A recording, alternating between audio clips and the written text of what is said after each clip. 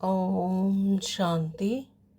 आज है 27 मार्च 2026 की साकार मुरली से। बाप दादा कहते, मीठे बच्चे, हाँ जी पापा, ज्ञान सागर बाप द्वारा तुम मास्टर ज्ञान सागर बने हो। ज्ञान सागर बाप द्वारा तुम मास्टर ज्ञान सागर बने हो। तुम्हें ज्ञान का तीसरा नेत्र मिला है। तो ज्ञान की वो समझ खुली है, ज्ञान मिला है तो तीसरा ज्ञान का तीसरा नेत्र यानी ज्ञान चक्षु मिले हैं। तो इसलिए तुम हो त्रिनेत्री, त्रिकालदर्शी और त्रिलोकी नाथ। प्रश्न किया है कि विश्व की रूहानी सेवा तुम बच्चों के सिवाय कोई नहीं कर सकता है, क्यों? उत्तर है क्योंकि तुम्हें ही सुप्रीम रूह यानी शिव बाबा की शक्ति मिलती है। पहले तुम आत्माओं को सुप्रीम रूह द्वारा ज्ञान का इंजेक्शन लगता है, जिससे तुम 5 विकारों पर स्वयं भी विजय प्राप्त करते हो और दूसरों को भी कराते हो। तो जैसी जैसी समझ आती है, अपनी आत्मिक समृद्धि में रहते हैं, तो 5 विकारों पर भी स्वयं भी विजय प्राप्त करते हो और दूसरों को भी कराते हो, क्योंकि वैसे ही फिर वाइब्रेशन फैलती है, वैसे ही तो वृत्ति वैसी हो जाती है, तो दूसरों को भी टच करते हैं यानी दूसरों को भी कराते हो, तो उन्हें भी टचिंग होती है। तो ऐसी सेवा और कोई कर ना सके। तो ये सेवा वही कर सकते हैं जिन्हें परमात्मा का परिचय मिलता है, परमात्मा का ज्ञान मिलता है, त्रिनेत्र मिलते हैं, त्रिकालदर्शी बनते हैं, तो वही फिर ऐसी सेवा कर सकते हैं और कोई कर ना सके। कल्प कल्प तुम बच्चे ही यह रूहानी सेवा करते हो। ओम शांति। ओम शांति बाबा।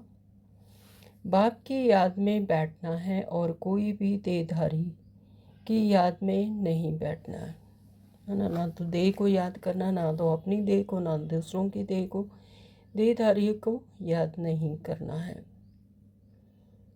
नए नए जो आते हैं बाप को तो जानते ही नहीं हैं, उनका नाम तो बड़ा सहज है, शिव बाबा। तो बाप को तो बच्चे नहीं जानते, कितना वंडर है। तो जो सत्य पिता है, जिसकी हम संतान हैं, तो उसको ही नहीं जानते, तो बाबा कहते कितना वंडर है।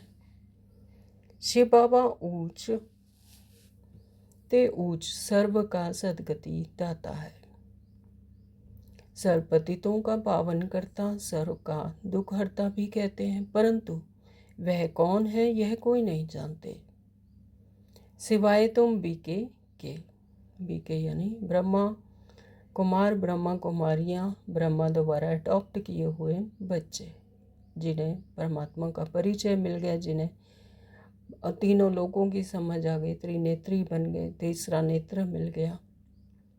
तो तुम हो उनके पुत्र पुत्रियाँ। यानी यहाँ पर बाबा ब्रह्मा बाबा को है ना, ब्रह्मा बाबा के द्वारा हमें देते हैं, तो शिव बाबा क्या हो गए, दादा हो गए। तो फिर हम सब बच्चे क्या हो गए, पुत्र पुत्रियाँ। तो जरूर अपने बाप और उनकी रचना के आदि मध्य अंत को जानेंगे।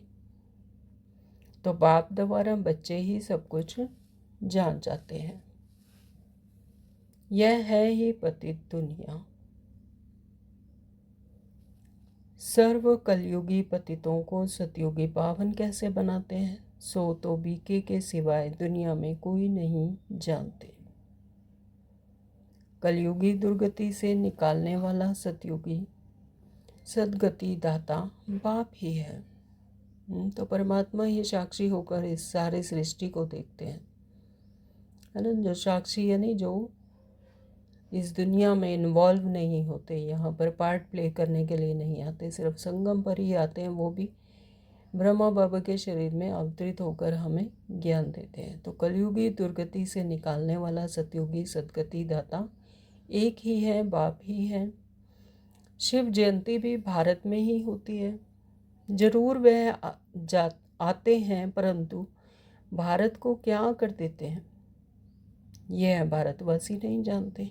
हर वर्ष शिव जयंती मनाते हैं, परंतु ज्ञान का तीसरा नेत्र नहीं है, इसलिए बाप को ही नहीं जानते। तो जब तक वो समझ नहीं मिलती है, जब तक अपने आत्मा को नहीं जानते, परमात्मा को नहीं जानते, तब तक तीसरा नेत्र नहीं है। तो बाबा कहते हैं फिर बाप को कैसे जानेंगे, बाप को नहीं जानते।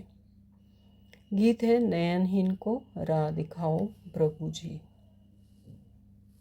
यह मनुष्यों का ही बनाया हुआ गीत है कि हम सब नयनहीन हैं। तो यानी वो सत्य नेत्र है ना, ज्ञान चक्षु नहीं है तो नयनहीन है जैसे।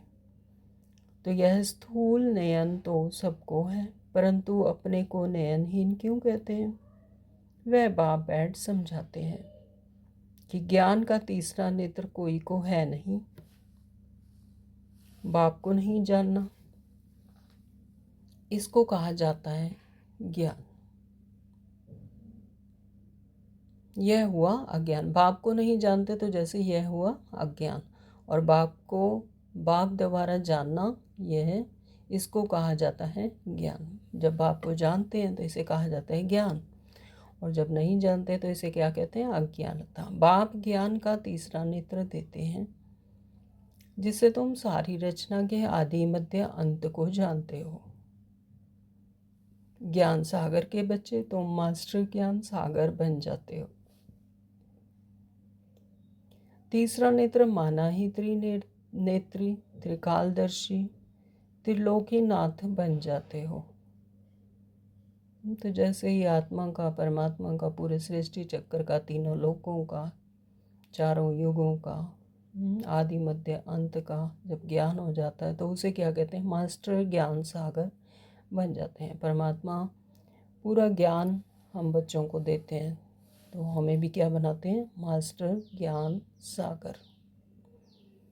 तीसरा नेत्र माना ही त्रिनेत्री, त्रिकालदर्शी, त्रिलोकीनाथ बन जाते हैं। भारतवासी यह नहीं जानते कि यह लक्ष्मी नारायण जो सतयुग के मालिक थे, इसको यह वर्षा कैसे मिला, यह कब आए, फिर कहाँ गए, फिर कैसे राज्य किया लिया, कुछ भी नहीं जानते हैं। यह देवताएं पावन है ना, तो पावन तो जरूर बाप ही बनाएंगे। तो तुम भारतवासियों को बाप बैठ समझाते हैं, जो देवताओं को, शिव को मानते हैं। तो शिव का जन्म भी भारत में हुआ है। ऊंच ते ऊंच है भगवान, शिव जयंती भी यहाँ मनाते हैं। यह देवताएं पावन है ना, पावन तो जरूर बाप ही बनाएंगे। तुम भारतवासियों को बाप बैठ समझाते हैं, तो देवताओं को, शिव को मानते हैं।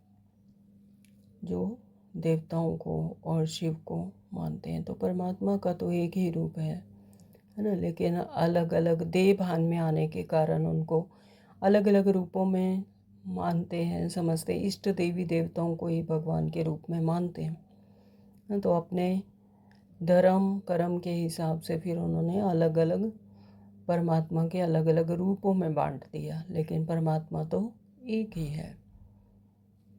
तो शिव जयंती भी यहाँ मनाते हैं। जगत अम्बा, जगत पिता ब्रह्मा सरस्वती का भी जन्म यहाँ ही है। तो ये भी क्या है? अवस्थाएं हैं आत्मा की, तो जिन्हें देह भान में आने के कारण उनके अलग अलग रूप में उनकी पूजा की जाती है, भक्ति की जाती है। लक्ष्मी नारायण का जन्म भी यहाँ ही होता है। यहाँ राधे कृष्ण हैं, यह भी भारतवासी नहीं जानते। कहते हैं पतित पावन आओ, तो जरूर सब पतित हैं। तो जब ये कहती है आत्मा की पतित पावन आओ, तो ये जानती है कि हम पतित हैं। साधु संत ऋषि मुनि आदि सब पुकारते हैं कि हमको पावन बनाने आओ, हमें दुखों से लिबरेट करो, हमें पावन बनाओ, है ना। तो दूसरी तरफ कुंभ के मेले में आदि में जाते हैं पाप धोने के लिए, है ना। गंगा में जाते हैं नहाने के लिए, कुंभ के मेले में जाते हैं अपने पाप धोने के लिए। यानी अंतर में ये कहीं ना कहीं ये सूक्ष्म ज्ञान है कि हम पतित हैं। समझते हैं गंगा पतित पावनी है, पुकारते हैं कि पतित पावन आओ, तो मनुष्य किसको कैसे पावन बना सकते हैं? हाँ, तो पतित पावन तो एक ही है, पिता है, जो कि इस जन्म मरण से न्यारा है, इस सृष्टि चक्कर से न्यारा है, अभोक्ता है, अकर्ता है। हाँ, तो वो पतित पावन है, तो वही हमें पावन बना सकते हैं। और मनुष्य तो किसी को पावन बना नहीं सकते। तो बाप समझाते हैं, तुम पहले देवी देवता धर्म के थे तो सब पावन थे, सभी पतित हैं, अब सब पतित हैं, अभी पतित हैं। कहते हैं यह बताओ प्रभु तो कहाँ की राह। कहते हैं बाबा जीवन मुक्ति की यह राह बताओ। है ना, जीवन मुक्ति चाहते हैं, क्योंकि इस जीवन से बिल्कुल उपराम होना चाहते हैं, क्योंकि यहाँ पर दुख ही दुख है, अज्ञानता है, अशांति है, दुख में है, दर्द में है। तो इसलिए परमात्मा से मांगते हैं कि हमें जीवन मुक्ति दो। तो जीवन मुक्ति की राह बताओ। हमारे में 5 विकार हैं बाबा, हम सब स्वर्ग में थे तो निर्विकारी थे, अभी विकारी पतित बन पड़े हैं। इसका कुछ राज तो समझाओ, यह कोई दंत कथाएं नहीं है। बाप समझाते हैं श्रीमद् भगवत गीता अथवा परमात्मा की सुनाई हुई गीता है। पतितों को पावन बनाने वाला है निराकार भगवान।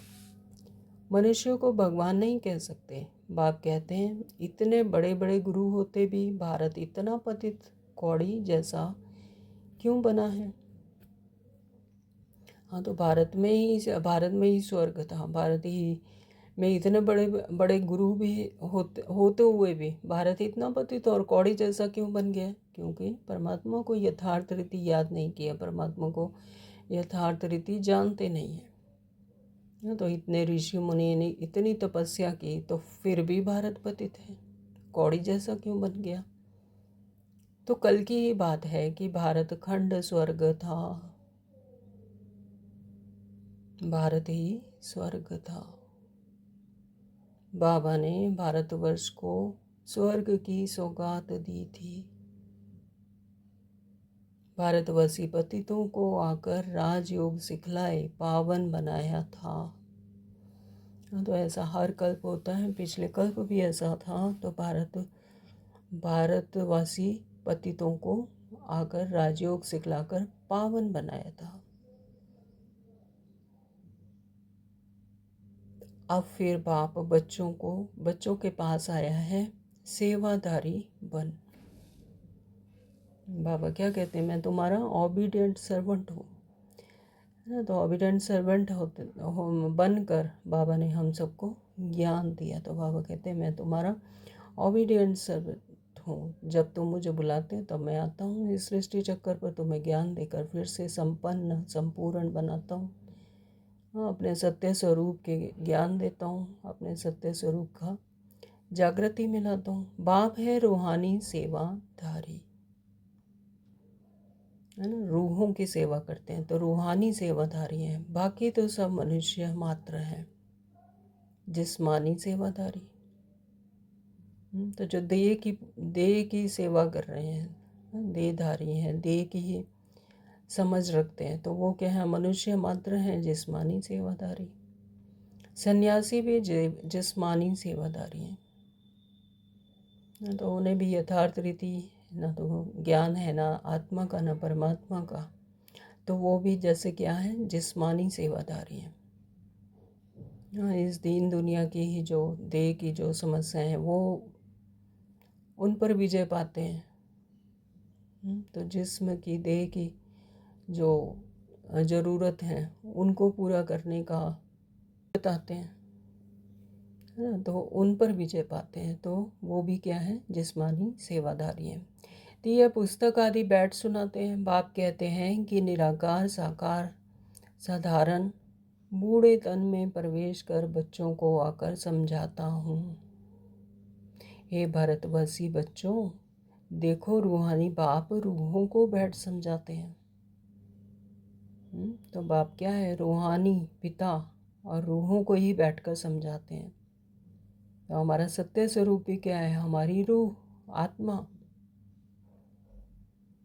तो बाबा कहते हैं, हे भारतवासी बच्चों, देखो रूहानी बाप रूहों को बैठ समझाते हैं। यह ब्रह्मा नहीं सुनाते हैं, लेकिन वह निराकार बाप इन सब का आधार लेते हैं। विश्व को तो अपना शरीर नहीं है, शिव को तो अपना शरीर नहीं है। तो परमात्मा पिता का, सत्य पिता का तो शरीर ही नहीं है। हमारी आत्मा का भी क्या कोई शरीर नहीं है, आकार नहीं है। तो हम आत्माएं भी क्या है, बिंदु स्वरूप है। तो परमात्मा भी बिंदु स्वरूप है। शालिग्राम आत्माओं को तो अपना अपना शरीर है। आत्माएं जब यहाँ सृष्टि चक्र पर आती हैं तो अपना अपना शरीर लेती हैं, शरीरधारी बनती है। पुनर्जन्म में आते आते आते पतित बन जाते हैं। तो अपने हाईएस्ट कॉन्शियसनेस में जब होती है तो सतयुग में उतरती है आत्मा, और अपने फर्स्ट जन्म में बिल्कुल सतो प्रधान होती है आत्मा। चाहे वो किसी भी धर्म की आत्मा हो या किसी भी युग में आती है, तो जब अपना फर्स्ट धर्म होता है तो उसमें पूरी सतयुगी सतो प्रधानता में होती है ना। तो पुनर्जन्म लेते लेते फिर पतित बन जाती है उसी फ्रिक्वेंसी में आकर। फिर वैसे ही आत्माओं में जन्म लेते लेते फिर पतित बन जाती है। जैसे जैसे आत्मा की क्वालिटी डिप्लीट होती जाती है तो पतित बनती जाती है। अब तो सारी दुनिया ही पतित है, पावन एक भी नहीं है ना। पावन होते तो फिर इस दुनिया में ठहर नहीं सकते, क्योंकि पावन के लिए तो फिर पावन दुनिया चाहिए। पावन होते तो इस पतित दुनिया में ठहर नहीं सकते। तुम सतो प्रधान थे, फिर खाद पड़ने से सतो से रजो में आ गए, फिर तमो में आए हो। तो ये हर एक आत्मा की ये अवस्थाएं हैं, पहले सतो फिर रजो फिर तमो में आना ही है। तुम भारतवासियों के पास शिव बाबा आकर शरीर धारण करते हैं, यानी ब्रह्मा बाबा के शरीर में आकर शरीर धारण करते हैं। मंदिरों में जाकर शंकर का चित्र दिखाते हैं। हाँ, तो जिसको बाबा कहते हैं कि शरीर धारण करते, जिसको भागीरथ भी कहते हैं, यानी ब्रह्मा बाबा के शरीर को भागीरथ, भाग्यशाली रथ कहा जाता है। क्योंकि शिव बाबा उनके शरीर का आधार लेकर हम आत्माओं का उद्धार करते हैं, यानी हमें सद्गति देते हैं, ज्ञान देते हैं। मंदिरों में शंकर आदि का चित्र दिखाते हैं, क्योंकि यह है शिव शंकर इकट्ठा समझ लेते हैं। यह समझते नहीं हैं कि शिव तो निराकार है और शंकर तो आकारी है। शिव शंकर इकट्ठा कैसे कहते हैं? हर एक आत्मा की यहाँ पर जब अपने विकर्मों को विनाश करते हैं ज्ञान के आधार पर, तो हर एक आत्मा क्या है, शंकर है। तो वो आकारी रूप में ही होते हैं, ये शरीरधारी ही ऐसा कर सकते हैं। तो शिव शंकर इकट्ठा कैसे कहते हैं? अच्छा, फिर बैल पर सवारी कौन करते हैं, शिव का या शंकर का? Question mark. सूक्ष्म वतन में बैल कहाँ से आया? हम कहते हैं कि शिव का जो रथ है वो है बैल है। तो बाबा कहते हैं सूक्ष्म वतन में अब बैल कहाँ से आया? तो शिव रहता है मूल वतन। तो शिव अलग है और शंकर क्या है, अलग है। शंकर है सूक्ष्म वतन में, यानी आत्मा की वो अवस्था जब अपने विकर्मों को विनाश करता है परमात्मा की याद में, तो वो अवस्था क्या है आत्मा की? शंकर, यानी शंकर है सूक्ष्म वतन में। तो मूल वतन में सब आत्माएं हैं, सूक्ष्म वतन में सिर्फ ब्रह्मा विष्णु शंकर है। तो यहाँ वहाँ जानवर होते नहीं। कहाँ? सतयुग में। बाप कहते हैं, मैं साधारण बूढ़े तन में प्रवेश कर तुमको समझाता हूँ। तुम बच्चे अपने जन्मों को नहीं जानते हो। सतयुग से लेकर तुमने कितने जन्म लिए हैं? 84 जन्म लिए हैं। अभी यह है पिछाड़ी का जन्म। भारत को अमरलोक, भारत जो अमरलोक पावन था, वह अब मृत्यु लोक पतित है। सर्व का सद्गति दाता एक है ना। रुद्रमाला है ही परमपिता परमात्मा निराकार शिव की। तो सर्व का सद्गति दाता कौन है? एक ही है। यहाँ देह भान में आकर इतने सारे धर्म बन गए हैं, इतने अलग अलग रूपों में परमात्मा पिता को याद करते हैं, लेकिन परमात्मा तो एक ही है, निराकार है, ज्योति स्वरूप है, बिंदु स्वरूप है। श्री श्री 108 रुद्रमाला कही जाती है, सब शिव के गले का हार है। बाप तो है पतित पावन, सर्व का सद्गति दाता, सर्व को वर्षा देने वाला। लौकिक बाप से हद का वर्षा मिलता है। फिर जिसको सन्यासी कागविष्टा समान सुख समझते हैं, तो सन्यासी उसको ही कागविष्टा समान सुख समझते हैं। उसको कागविष्टा समान यानी अल्पकाल का हद का वर्षा मिलता है। लौकिक बाप से तो हद का वर्षा मिलता है, जो कि कागविष्टा समान है, यानी इस देह के लिए ही है और इस देह की दुनिया में एक जन्म के लिए ही मिलता है, यानी अल्पकाल के लिए। तो बाप कहते हैं कि बरोबर यह तुम्हारा सुख कागविष्टा समान है। बाप ही आकर पतितों को पावन अथवा कांटों को फूल बनाते हैं नॉलेज से। तो यह गीता की नॉलेज है। यह ज्ञान कोई मनुष्य नहीं समझ सकते। हाँ, तो जो मनुष्य यानी जो मन की मत पर चलते हैं, देह भान में है, वो नहीं समझ सकते। जो अंतर में जाकर अपनी आत्मा से उस ज्ञान को समझते हैं, अपने सत्य स्वरूप में रहकर परमात्मा को याद करते हैं, वो उनको वो ज्ञान समझ आता है। तो ज्ञान का सागर पतित पावन बाप है। समझा सकते हैं, बाप से ही वर्षा मिलता है जो तुम ले रहे हो। तुम ही सिर्फ सद्गति तरफ जा रहे हो। अभी तो संगम युग पर हो, वह तो कलयुग में है। अभी है कलयुग का अंत। महाभारत लड़ाई भी सामने खड़ी है। तो महाभारत लड़ाई भी सामने खड़ी है, यानी हर एक का अपनी आत्मा के अंदर में, आत्मा के अंतर में हर एक अपने संकल्पों से, जो संकल्पों का जाल बिछा रखा है 63 जन्मों से, उसमें फंसी पड़ी है आत्मा। अपने आप को देह में ही समझती है, देह ही समझती है। मैं राम हूँ, श्याम हूँ, गीता हूँ, सीता हूँ। ये समझ ही नहीं कि मैं आत्मा हूँ, और आत्मा का कोई स्वरूप बिंदु स्वरूप ही है, उसका कोई आकार नहीं।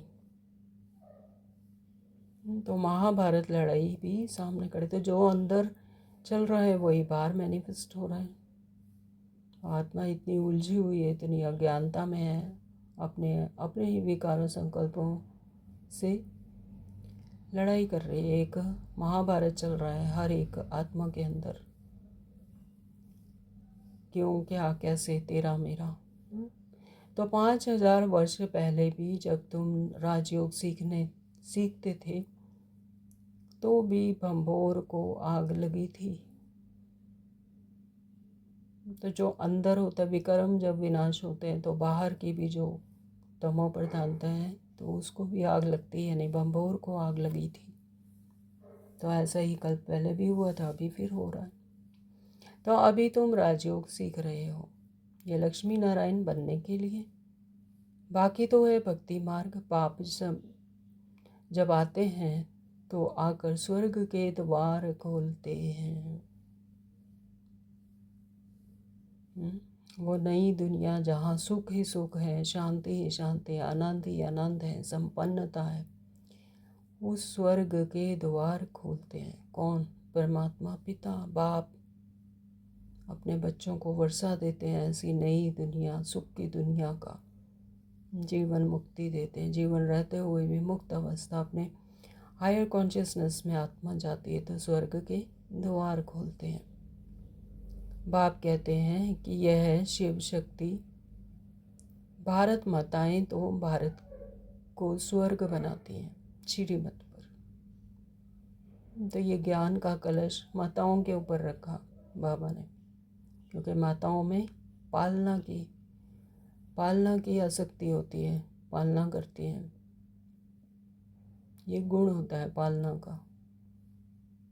तो माताओं के सिर पर रखा है शिव शक्ति। भारत माताएं तो भारत को स्वर्ग बनाती हैं श्रीमत पर। तुम हो शिव शक्ति भारत माताएं, जो पूरे विश्व को स्वर्ग बना रही हो। तुम ही हो शिव की औलाद, उसको ही याद करते हो। तो अभी 1 मिनट के साइलेंस में परमात्मा पिता को अशरीरी होकर अंतरात्मा से मगन होकर याद करेंगे।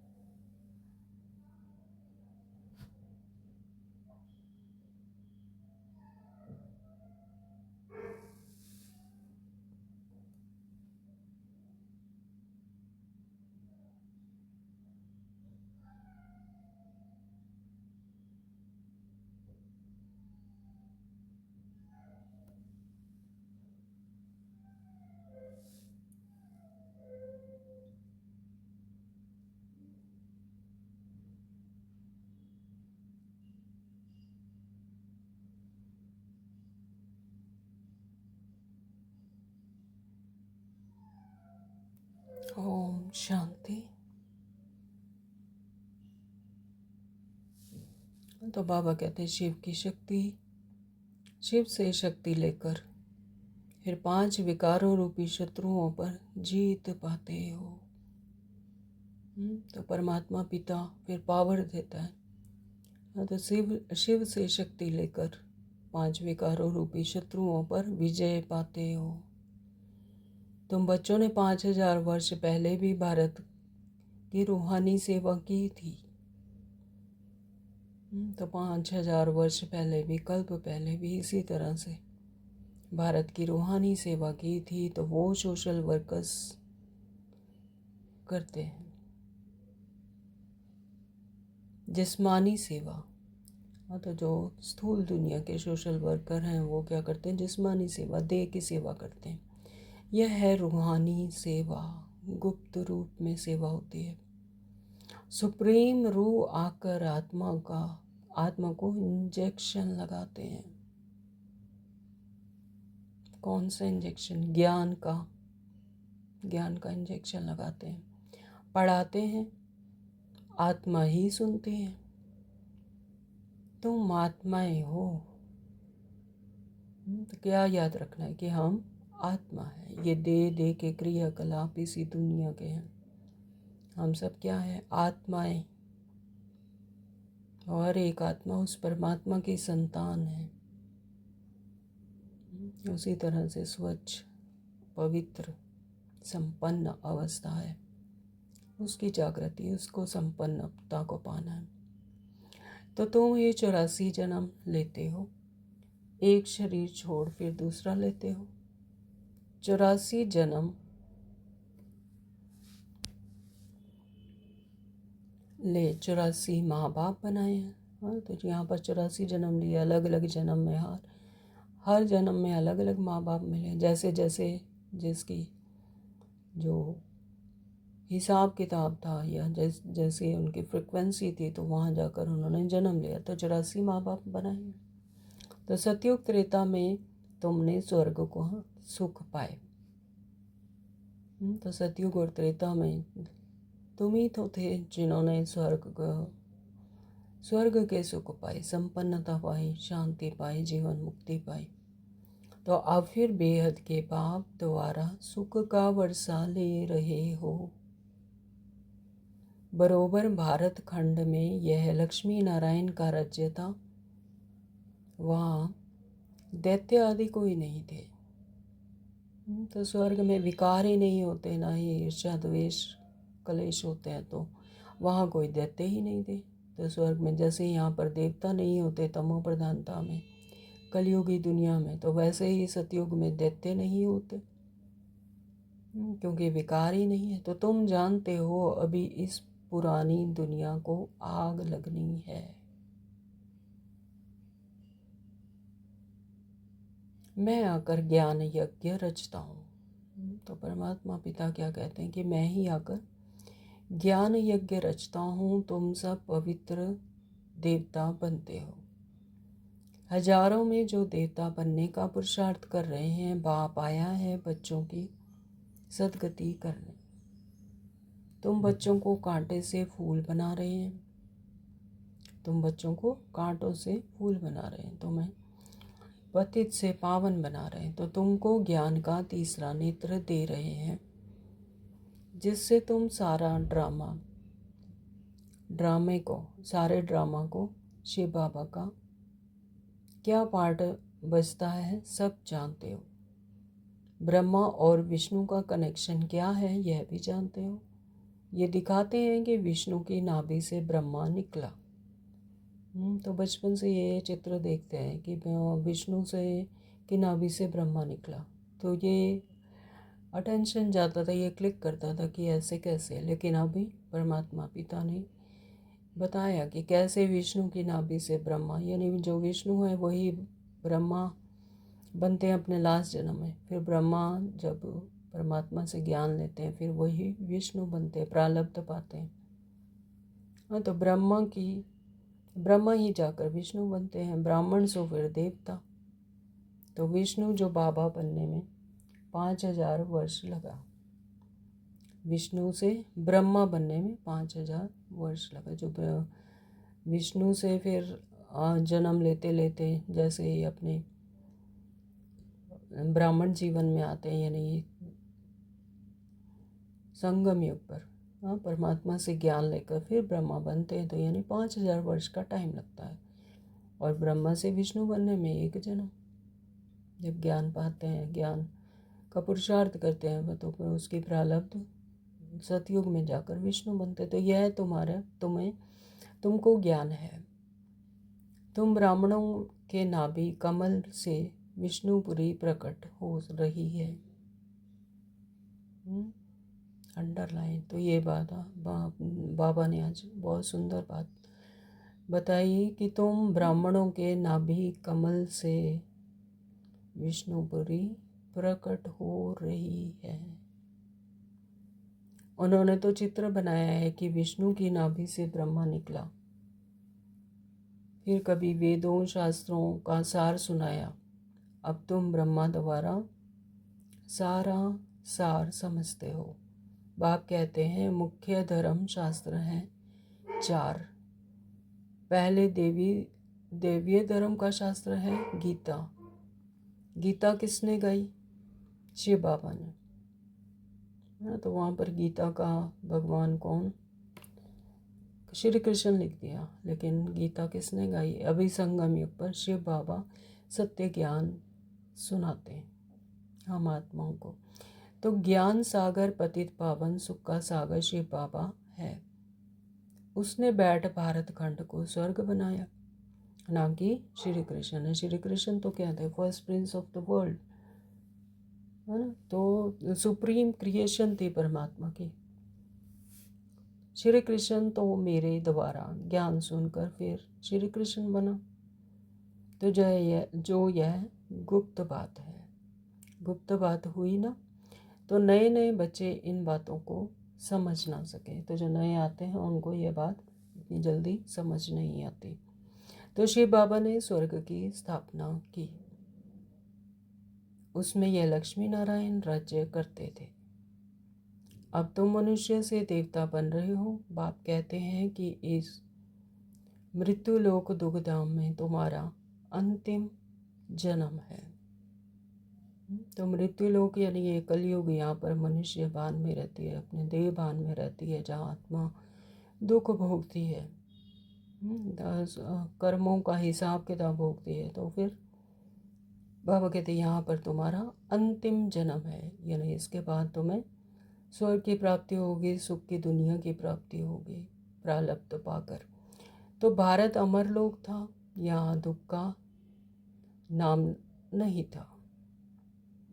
भारत परिस्थान था, परियों के रहने का स्थान। भारत ही क्या था? परिस्थान। अब कब्रिस्तान बना है। वो अपने आप को ही नहीं जानते, देहभान में फंसे हुए हैं, तो अपने रोल को ही अपना मान लिया, तो जैसे कब्रिस्तान बना है। फिर परिस्थान होगा। हाँ, तो जब अपने आप को जान लेंगे, अपने सत्य स्वरूप में आएंगे, अपने आत्मा का भान होगा, आत्मिक स्मृति में रहेंगे, अपने आत्मा के अपने सत्य स्वरूप की स्मृति होगी, तो क्या होगा? परिस्थान होगा। तो यह सब समझने की बातें हैं। यह है मनुष्य से देवता बनने की पाठशाला। तो ये क्या है? मनुष्य से देवता बनने की पाठशाला। यह कोई सन्यासियों का सत्संग नहीं है। तो वहाँ पर देवभान की बातें सुनाई जाती हैं, देवभान के कलह क्लेश को मिटाने की विधियाँ बताई जाती हैं। तो ये क्या है? सन्यासियों का सत्संग नहीं है,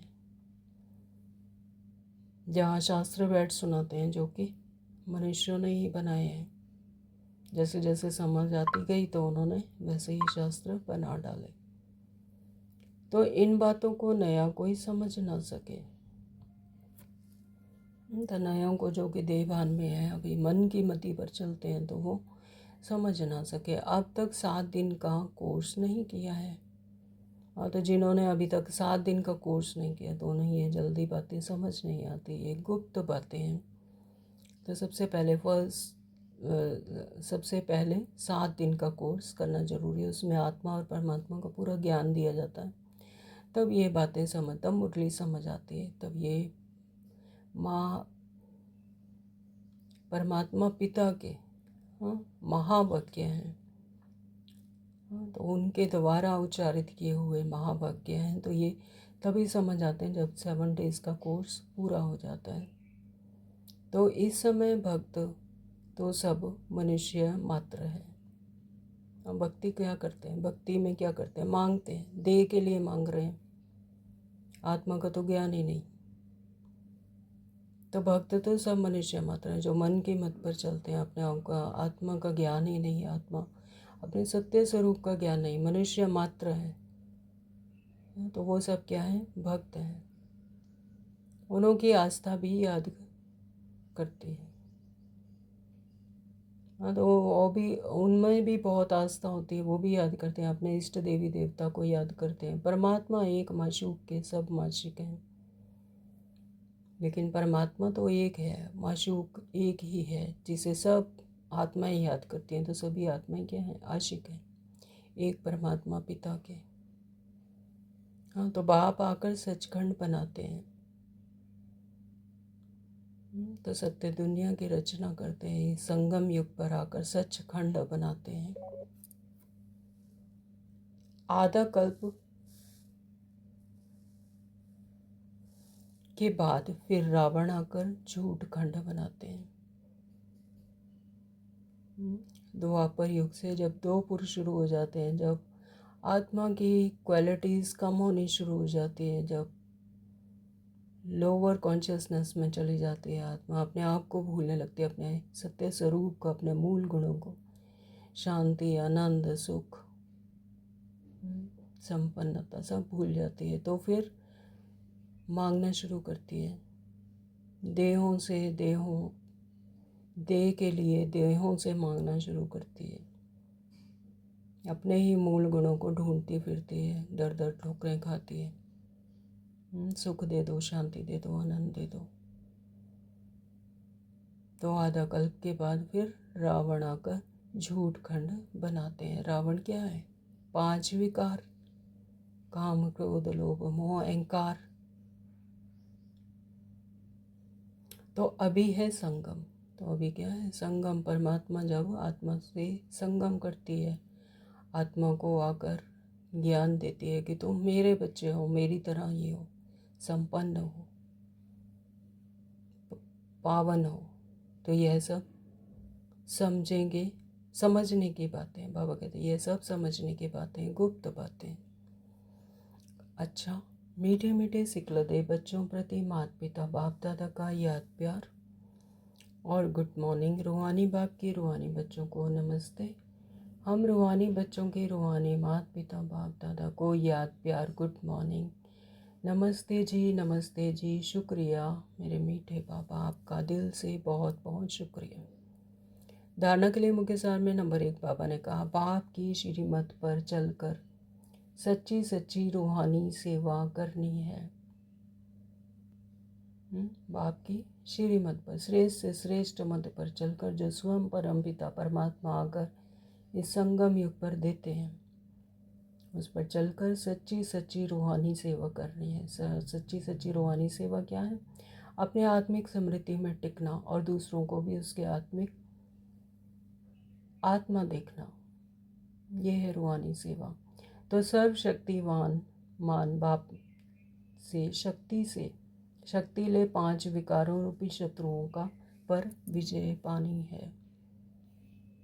तो सर्वशक्तिमान परमात्मा पिता क्या है? सर्वशक्तिमान। तो हम भी क्या है? उनकी संतान है। तो हम भी क्या है? मास्टर सर्वशक्तिमान। लेकिन वो एहसास, वो अनुभव कब होगा? जब हमें ये समृद्धि आएगी कि हम उस परमात्मा की वो अलौकिक संतान है। तो उनसे शक्ति लेकर फिर 5 विकारों रूपी शत्रुओं पर विजय पानी है। नंबर 2 बाबा ने कहा, मनुष्य से देवता बनने के लिए पवित्र जरूर बनना है। मन की मति पर जो चल रहे हैं वो है मनुष्य, और देवता यानी अपने आत्मिक समृद्धि में उस परमात्मा की संतान की समृद्धि, जागृति अपने आप की, अपने सत्य स्वरूप की। तो मनुष्य से देवता बनने के लिए क्या बनना है? पवित्र बनना है। तो जितना जितना इस देह भान से, देह की दुनिया से उपराम होंगे, जितना डिटैच होंगे, उतना पवित्र बनते जाएंगे। तो बाबा कहते हैं पवित्र जरूर बनना है। नॉलेज को धारण कर कांटे से फूल बनना है और बनाना है। तो बाबा ने क्या कहा? मनुष्य से देवता बनने के लिए पवित्र बनना है। जितना जितना पवित्र बनते जाएंगे तो देवता बनते जाएंगे। देवता यानी देने वाला, मनुष्य यानी मन की मति पर चलने वाला। नॉलेज को धारण कर कांटे से फूल बनना और बनाना है। तो जितना जितना अपने आत्मिक समृद्धि में रहते हैं, धारण करते हैं अपने सत्य स्वरूप को, तो उतना फिर क्या बनते हैं? कांटे से फूल, दुख देने वाले से सुख देने वाले फूल बनते हैं। बनना और बनाना है। तो जितना अपने आत्मिक समृद्धि में रहते हैं तो वैसी ही वाइब्रेशन फैलती है, तो औरों को भी अपने सत्य स्वरूप की समृद्धि आती है। वरदान दिया बाबा ने, विनाश के समय पेपर में पास होने वाले आकारी लाइट रूपधारी भव। तो बाबा ने बहुत सुंदर वरदान दिया। विनाश के समय पेपर में पास होने वाले आकारी लाइट रूपधारी भव। अब साकारी नहीं, अब क्या बनना है? आकारी लाइटधारी, आकारी लाइट रूपधारी। मेरे चारों तरफ लाइट ही लाइट, परमात्मा प्रकाश। मेरी ऑरा पूरे लाइट के ऑरा में, एक चक्र में आत्मा लाइट की तरह चमक रही है। दूर दूर तक मुझ आत्मा की परमात्म लाइट फैल रही है। तो विनाश के समय, अभी क्या है? विनाश का समय है। 5 विकार विनाश को पाने वाले। तो विनाश के समय पेपर में पास होने वाले आकारी लाइट रूपधारी भव। विनाश के समय पेपर में पास होने का अर्थ है परिस्थितियों को सामना करने के लिए आकारी लाइट रूपधारी बनो। जब वो समृद्धि रहती है परमात्मा की, तो वो लाइट, वो शक्ति मिलती जाती है। तो क्या है? हम क्या बन जाते हैं? आकारी लाइट रूपधारी बन जाते हैं। जब चलते फिरते लाइट हाउस हो जाएंगे तो आपका रूप शरीर दिखाई नहीं देगा। क्या देगा? लाइट ही लाइट नज़र आएगी, प्रकाश नज़र आएगा। वो दिव्य वाइट प्रकाश मेरे चारों तरफ, पूरी शरीर ही जैसे लाइट बन गया, लाइट हाउस बन गया। तो जैसे पार्ट बजाने समय चोला धारण करते हो, कार्य समाप्त हुआ तो चोला उतारा। तो जैसे किचन में काम करते हैं तो एप्रन पहन लेते हैं, और किचन से बाहर आए तो एप्रन उतार दिया। तो सेम ऐसे ही, तो जैसे ही बॉडी में आना है पार्ट बजाने के लिए, तो क्योंकि इस दुनिया के पार्ट जो हैं वो तो पूरे करने ही हैं, तो चोला धारण कर लेते हैं। और जब काम पूरा कार्य समाप्त हुआ तो फिर चोला उतारा, यानी फिर अपने आत्मिक स्मृति में, आत्मा में टिक जाओ, लाइट के स्वरूप में टिक जाओ। तो 1 सेकंड में धारण करो और 1 सेकंड में न्यारे हो जाओ। ये सब बुद्धि से 1 सेकंड में देह में आए, कार्य खत्म हुआ तो फिर अपने दिव्य स्वरूप में, अपने लाइट के स्वरूप में फिर न्यारे हो जाओ। तो जब यह अभ्यास होगा तो देखने वाले अनुभव करेंगे कि यह लाइट के वस्त्रधारी हैं। लाइट ही इन्हों का श्रृंगार है। चारों तरफ पर आत्मा के प्रकाश फैल रहा है। वो कैसे होगा? जब आत्मा में इतनी शक्ति होगी, वो परमात्मा की शक्ति निरंतर बह रही है। तो आत्मिक स्मृति में जब रहते हैं तो वो फ्लो होना शुरू हो जाती है। तो जब ये बार बार अभ्यास होगा, इसी में मेहनत है, तो देखने वाले अनुभव करेंगे। तो दूसरों को ये अनुभव होगा कि ये लाइट के वस्त्रधारी हैं, लाइट ही इन्हों का श्रृंगार है। स्लोगन है, उमंग उत्साह के पंख सदा साथ हों तो यह कार्य में सफलता सहज मिलती है। उमंग और उत्साह के यानी योग और ज्ञान के जब पंख सदा साथ हों तो हर कार्य में सफलता सहज ही मिल जाती है। उसके लिए मेहनत नहीं करनी पड़ती, मिल ही जाती है। आज के ये अव्यक्त इशारे हैं। निश्चय के फाउंडेशन को मजबूत कर सदा निर्भय और निश्चिंत रहो। बाप शक्तिवान है तो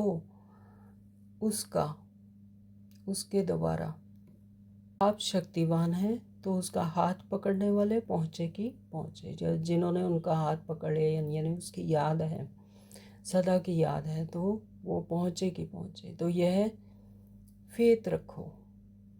तो सबसे बड़ा फाउंडेशन क्या है? निश्चय का। वो निश्चय का फाउंडेशन वो अचल अडोल रहे।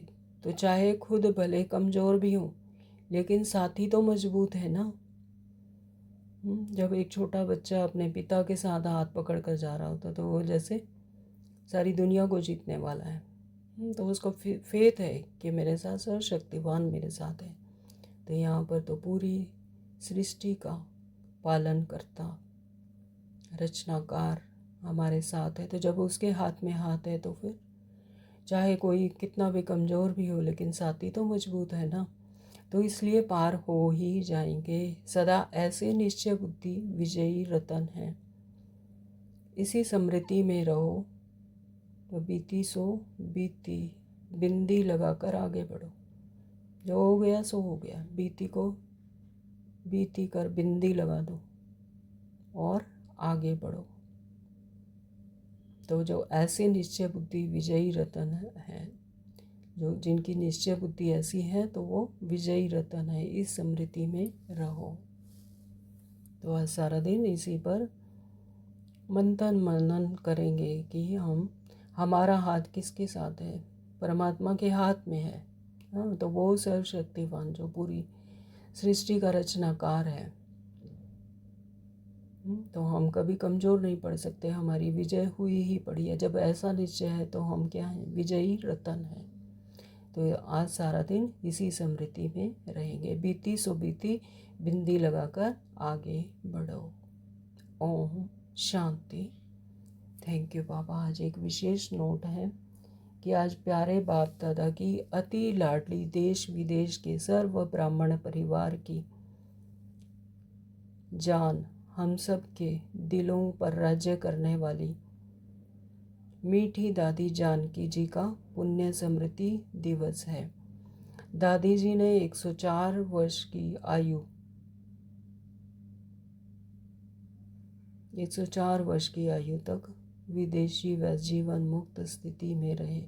विदेही व जीवन मुक्त स्थिति में रहे ज्ञान दान के साथ साथ गुणों का भी दान करते हुए पूरे परिवार की अलौकिक पालना की है। तो उनकी सार गर्भित अनेक ज्ञान के गुह्य रहस्यों से भरपूर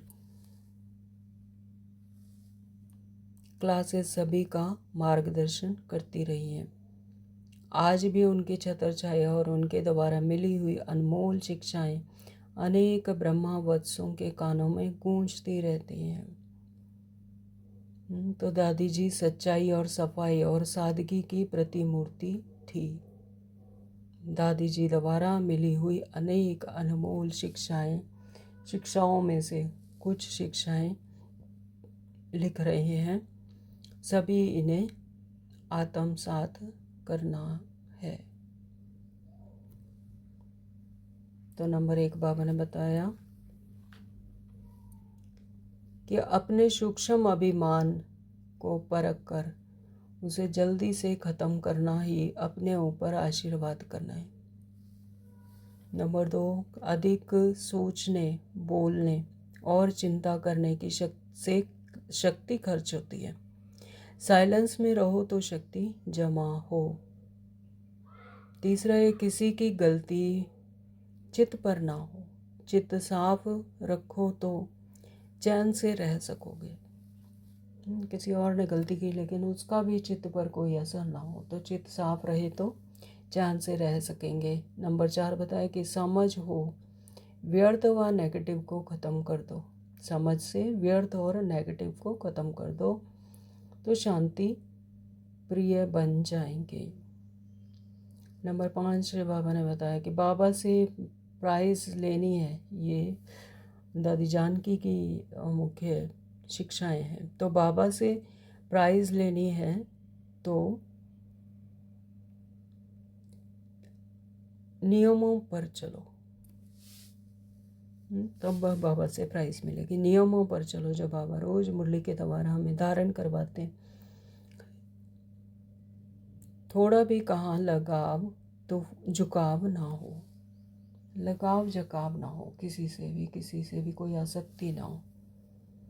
फिर नंबर 6 बताया कि कर्म और संबंध का पता गुणों से चलता है, इसलिए कर्म में रूहानियत और संबंध में सच्चाई हो। जी बाबा।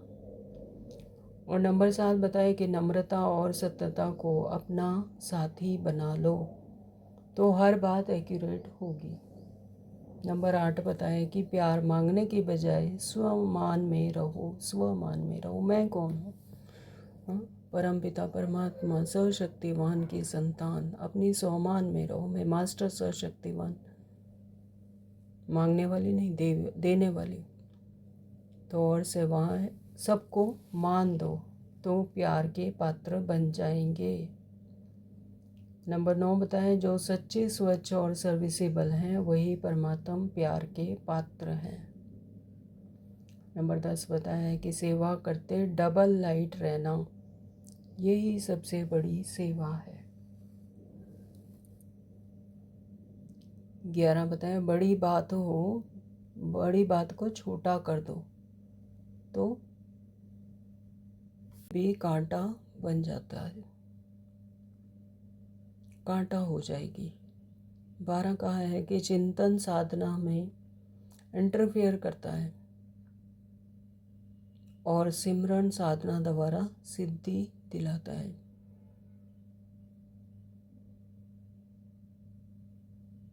नंबर 13 बताया बाबा ने कि दादी ने कि खुशी का खजाना सदा कायम रखना है। ये पॉजिटिव सोचने का तरीका सीख लो। नंबर 14 बताया कि अब की स्थिति ही अंत में काम आएगी। जैसी स्थिति अभी रहेगी वही अंत में काम आएगी, इसलिए अपनी स्थिति बनाने पर ध्यान दो, अपनी स्थिति पर अटेंशन दो कि मेरी स्थिति डगमग ना हो, अचल अडोल रहे। 15 नंबर बोला है दादी ने कि मनोबल ऐसा बढ़ा लो जो कांटों के जंगल में खुद भी सेफ रहो और दूसरों को भी सहयोग दे सको। जब दूसरों को सहयोग वही दे सकेंगे जो खुद सेफ रहेंगे। तो इस कांटों के जंगल में मनोबल इतना ऐसा बढ़ा लो कि जो खुद भी सेफ रहो और दूसरों को भी सहयोग दो। नंबर 16 है कि अपवित्रता से मुक्त होना है तो आंतरिक वैराग्य वृत्ति धारण करो। अपवित्रता से अगर मुक्त होना, तो यहाँ पर तो ये तमो प्रधान दुनिया में तो अपवित्रता ही अपवित्रता है। तो बाबा कहते हैं कि अगर अपवित्रता से मुक्त होना है तो आंतरिक वैराग्य वृत्ति धारण करो। ओम शांति। Thank you Baba.